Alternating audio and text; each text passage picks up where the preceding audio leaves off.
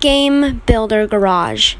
It's a game made by Nintendo, and you've probably heard of it, but maybe you don't know what it is. It was announced 1 month ago, and the question is it really a game? Game Builder Garage is a quote-unquote game where you actually make your own games. You can make them in free programming, or you can make them with lessons, and there's 7 different types of them. Every one is a different genre. It could be a 2D platformer, a 3D platformer, a racing game, a tag game, and, well, the other ones. There's even a UFO alien shooting game. After that, you'll learn the basics, and then you can make your own games. It's kind of like Mario Maker 2, but you make your own games instead of Mario levels. You can go online and share locally and, well, online, like I just said, but it's not like Mario Maker 2 and the fact you can't browse. You're going to have it right with the code, which is why there's a website that will be linked in the description where you can make your own account and share games to browse on there, which will be really helpful.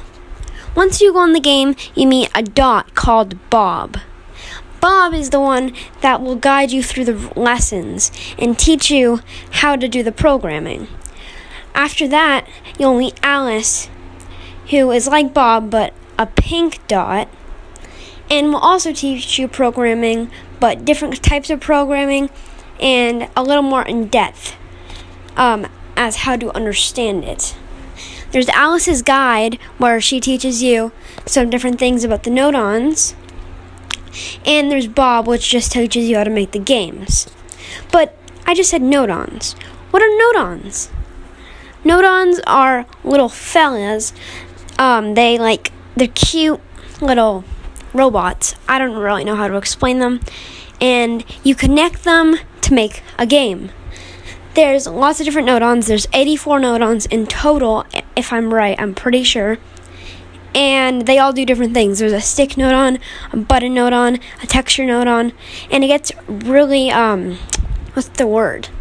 It gets really complex, as there's even constant nodons, which, if you actually code, then you would know that that's pretty complex. So, is that it to it?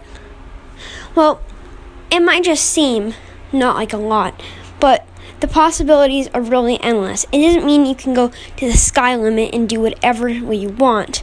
But in the things that you can do lots of different things with those, making it technically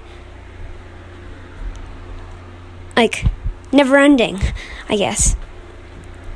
People keep saying it's kind of like the Nintendo version of Dreams, which I completely understand. It's just, is that supposed to be a bad thing? Like, it's super good.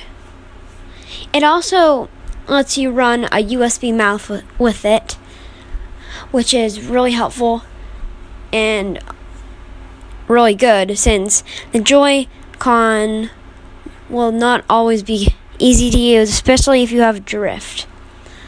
You can make 2D and 3D games to your will, and it's just a really great game. There's nothing much than that. Every time that you do a lesson, Alice will give you checkpoints just to test how good your skills are. Each one of those you have to find a way by programming to get to an apple. Yeah, an apple. And there's lots of different things you can do.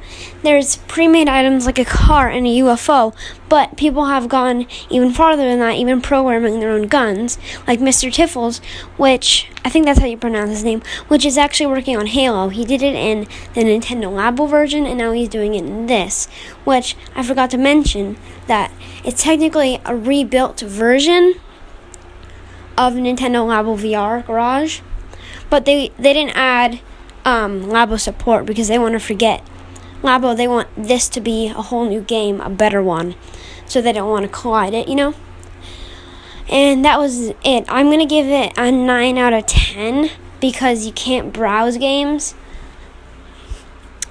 And that was it for this review. I hope you guys enjoyed. Make sure to like and subscribe, and see you in the next video.